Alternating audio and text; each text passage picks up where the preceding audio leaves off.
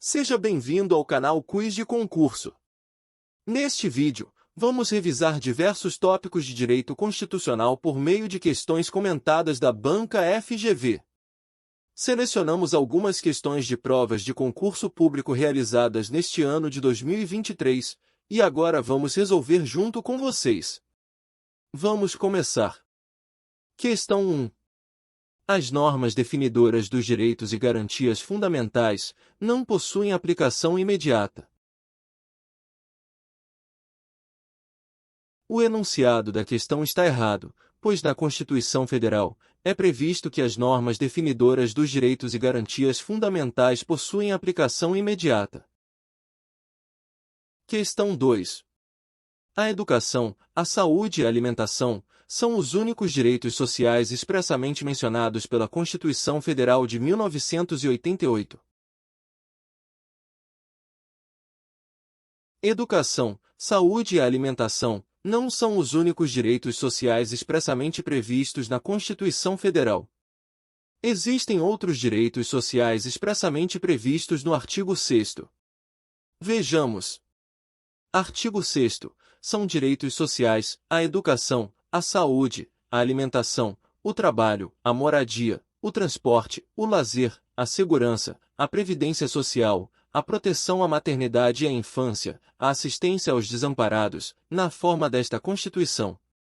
Dessa maneira, o gabarito é errado, por afirmar que a educação, a saúde e a alimentação são os únicos direitos sociais previstos expressamente na Constituição. Questão 3. Ana, brasileira nata, e Joana, brasileira naturalizada, travaram intenso debate a respeito dos direitos que possuem, considerando as características da nacionalidade de cada uma delas.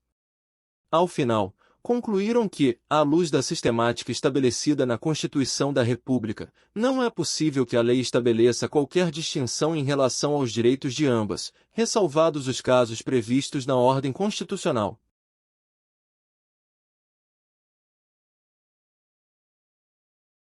De acordo com o enunciado, Ana é brasileira nata, e Joana é brasileira naturalizada. As duas discutiram sobre os direitos que possuem, e chegaram à conclusão de que apenas a Constituição pode estabelecer diferença entre o brasileiro nato e o naturalizado. A Constituição diz, em seu artigo 12, que a lei não pode estabelecer distinções entre brasileiros natos e naturalizados, salvo os casos previstos na Constituição.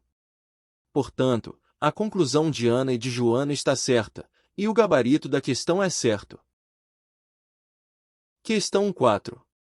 Para os reconhecidamente pobres, o registro civil de nascimento é gratuito, na forma da lei, mas a expedição da certidão de óbito depende do pagamento dos emolumentos cartorários. O registro de nascimento e a certidão de óbito são gratuitos para os reconhecidamente pobres. Isso é previsto no artigo 5º, inciso 76 da Constituição Federal. Portanto, a questão está errada, por afirmar que os reconhecidamente pobres não têm direito à certidão de óbito de forma gratuita. Questão 5. Ao ter negado a obtenção de um empréstimo bancário, em razão de alegadamente ter pendências fiscais com o município alfa, Maria compareceu à repartição competente e solicitou uma certidão de inteiro teor das informações concernentes à sua pessoa. O requerimento, no entanto, foi negado de maneira arbitrária e ilegal, sob o argumento de que as informações eram sigilosas, o que foi confirmado pelas instâncias superiores, após a interposição dos recursos administrativos cabíveis. Em situações dessa natureza, a ação constitucional passível de ser ajuizada por Maria, preenchidos os requisitos exigidos, é o habeas data.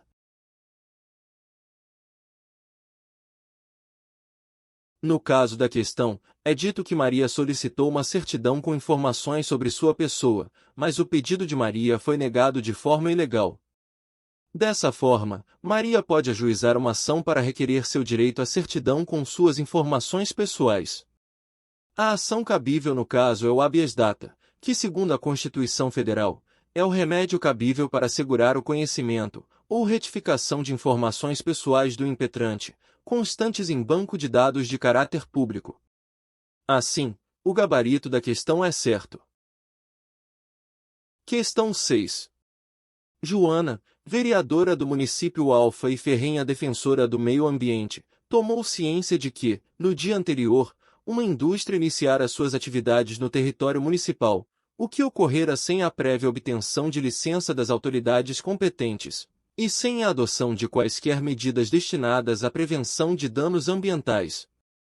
Em razão do potencial poluidor dessa atividade, que já começava a causar danos ambientais, Joana decidiu ajuizar a ação constitucional cabível para pleitear a interrupção da atividade e a reparação dos danos causados. A ação a ser ajuizada por Joana é um mandado de segurança.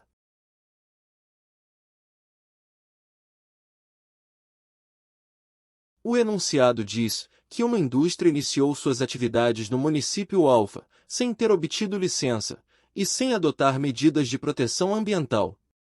É dito também que as atividades desempenhadas pela indústria começaram a causar danos ambientais. Diante da situação, a prefeita Joana ajuizou mandado de segurança para interromper as atividades da empresa e para que ocorresse a reparação dos danos causados ao meio ambiente. Acontece que a ação cabível nesse caso é a ação popular, e não o mandado de segurança como afirmado no enunciado da questão. A Constituição diz que qualquer cidadão é parte legítima para propor ação popular que vise anular ato lesivo ao meio ambiente. Portanto, o gabarito da questão é errado. O remédio constitucional cabível é a ação popular, e não o mandado de segurança.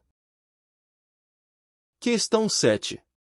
O direito a uma renda básica familiar, garantida em Programa Permanente de Transferência de Renda pelo Poder Público, está expresso no texto constitucional a todo brasileiro em situação de vulnerabilidade social.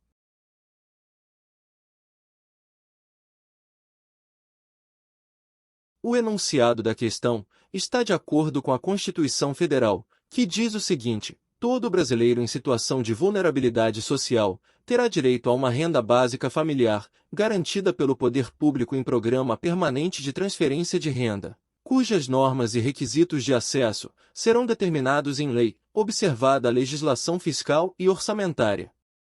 Portanto, o gabarito da questão é correto. Questão 8.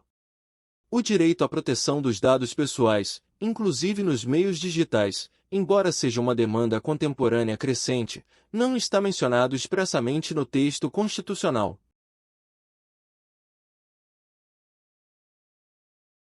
Em 2022, houve uma alteração no texto da Constituição Federal. Essa alteração proporcionou a todos o direito à proteção dos dados pessoais, inclusive nos meios digitais. Assim, o gabarito é errado, pois o enunciado afirma que o direito à proteção dos dados pessoais, nos meios digitais, não está mencionado expressamente no texto constitucional. Questão 9. Mara nasceu no território brasileiro, quando seus pais, de nacionalidade russa, aqui estavam a serviço de uma empresa privada, em atuação na área de cosméticos. 2 anos após o seu nascimento, Mara retornou para a Rússia juntamente com os seus pais. Ao completar 21 anos, foi acusada de um crime contra a vida na Rússia, o que a levou a fugir para o Brasil. Ato contínuo, o governo russo requereu a sua extradição. Nesse caso, é correto afirmar que Mara é estrangeira, logo, pode ser extraditada pelo governo brasileiro.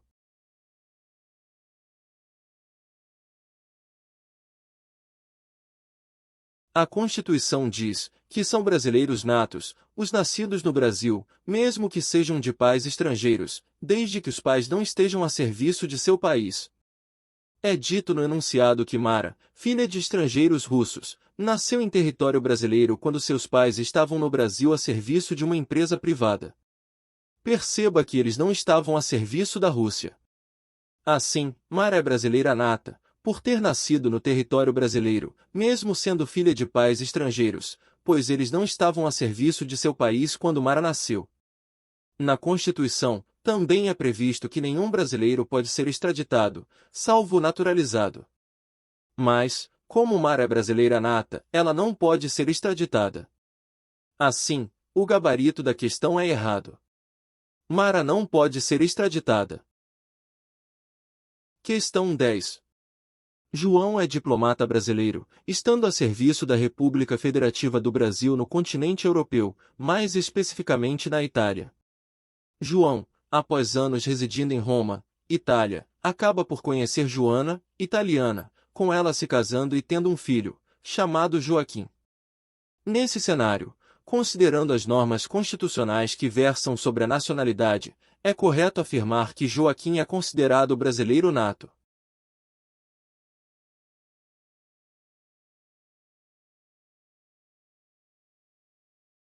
A Constituição diz que são brasileiros natos os nascidos no estrangeiro, de pai brasileiro ou mãe brasileira, desde que qualquer deles esteja a serviço da República Federativa do Brasil. Observe que na situação da questão, João é um diplomata brasileiro, que está na Itália a serviço do Brasil. Nesse período, ele teve um filho na Itália com a italiana Joana. Dessa forma, seu filho Joaquim é considerado brasileiro nato, mesmo que tenha nascido em solo italiano, pois seu pai, que é brasileiro, estava a serviço do Brasil quando Joaquim nasceu. Portanto, o gabarito da questão é correto. Questão 11. Maria, estudante de Direito, consultou seu professor a respeito da possibilidade de os militares participarem das eleições, votando ou concorrendo a cargos eletivos dos poderes executivo e legislativo. O professor respondeu corretamente que o alistamento eleitoral é vedado aos militares durante o serviço militar obrigatório, mas os demais militares podem se alistar e votar livremente.